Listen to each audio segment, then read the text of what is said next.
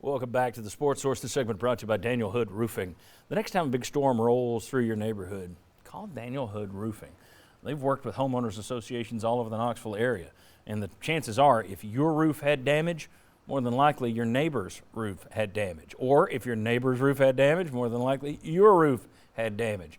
Daniel Hood and his team can work with your homeowners association to deal with these insurance companies. They do great work. I think just about everybody on this set has had some work done by Daniel Hood Roofing. Whether that's new gutters, roof repairs, or a new roof, they can handle it. DanielHoodRoofing.com. All right, very quick segment, guys. I just wanted to see if you felt Tennessee addressed positions of need with this signing class. Let's go ahead and put up the numbers here. You can look position by position at what they wound up with. It's kind of balanced offense and defense, but I'll be the guy who steps out here first. If it were me, I would have recruited a little bit more defense. I think they need defense over there. And I've said this from the beginning. You go all the way back to Missouri. I think Josh Heupel can turn a 3-star on offense into real touchdowns and yardage. Whereas on defense, I think they better have some 4s and 5 stars. So if it's me, I would always want these guys to do a little bit more defensive work. You don't abandon offense, obviously. You got to fill those needs as well. But I wish they'd done a little bit more work on defense if I'm looking at that as a Tennessee fan. Do you guys agree, disagree with that assessment? Am I off base on that? I would agree with them. And the area to me that's a big concern is the secondary. They've got to get some defensive backs. I mean, I think Purdue pretty much displayed that. But that's an area where Tennessee, and look, you don't really know how good some of these guys are when they come in. They did go to the junior college ranks to get one guy. But the secondary is a concern to me. And also, they didn't have much depth at linebacker. And even though they brought in a couple of transfers, one from Texas, one from Michigan, one guy got hurt, one guy didn't really contribute. So I think they need help at linebacker too. And yeah, you need all. And for me, you lost some leaders on your defensive line, and if you can't get guys to fill up your secondary, maybe you could make the life of the quarterback a little bit more dangerous by having defensive linemen or edge rushers who could put some pressure on him, which you basically had very little of last year in terms of a guy who could be a consistent pass rusher.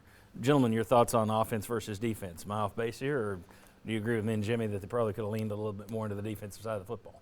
Yeah, if you had said where do you want more players, I would have said linebacker in the secondary. And I think late in the early signing period went after a few guys. I do like on the edge Joshua Josephs and James Pierce being added late in the early signing period. Those are two nice additions, I think, as well as Tyree West was a big get on signing day in the early period. But you need more help. You just need more talent, more depth at every level. And I would guess that that's going to be an attempt in the transfer portal, as they did with Jared Verse and missed there. But they need more help at every level on defense.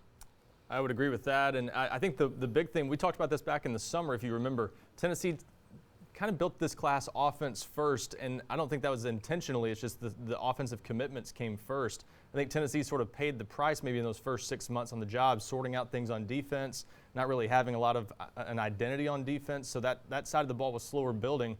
They went after a lot of guys down the stretch, and you don't have as many backup plans when you have to fill spots late in a class. So I think what you saw there is they lost some battles down the stretch, and at that point, you're left kind of either scrambling for guys or there's no one left there. So I think they came up short a little bit on the defensive line, a little bit in the secondary, and by the time they tried to look around and see other options, there just wasn't much left for the late period.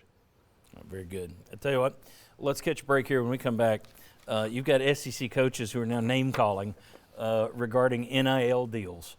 We've got that to talk about. We've got rapid fire we're going to talk about, Alex Golesh, Cade Mays, SEC team stability, an interesting question there. And also, big news this week that apparently there are NFL teams who try to lose games to improve their draft status.